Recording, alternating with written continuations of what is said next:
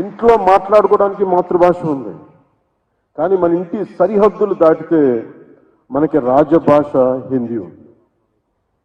ద్రావిడ భాషలు కావచ్చు, తెలుగు, తమిళ్, కన్నడ, మలయాళం ఏ భాషలు కావచ్చు, దేశంలోని అన్ని భాషలు కావచ్చు, మన మాతృభాష మీద మన గౌరవం ఉంటుంది.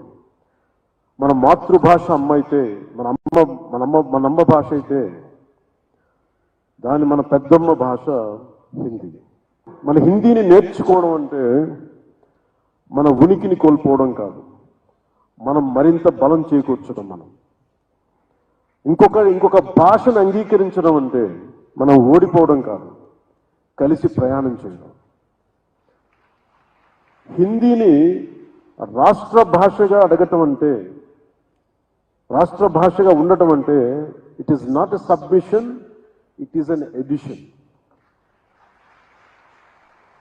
ఇంగ్లీష్ నేర్చుకుంటేనే కదా మన ఐటీ రంగంలో అందిపుచ్చుకోగలిగాం. అలాంటిది దేశం మొత్తం మీద హైయెస్ట్ పాపులేషన్ మాట్లాడే థర్డ్ హైయెస్ట్ లాంగ్వేజ్ హిందీ. మరి దాన్ని నేర్చుకోవడంలో అడ్వాంటేజెస్ ఉన్నాయి, కానీ డిసడ్వాంటేజెస్ ఎప్పుడు చూడాలి.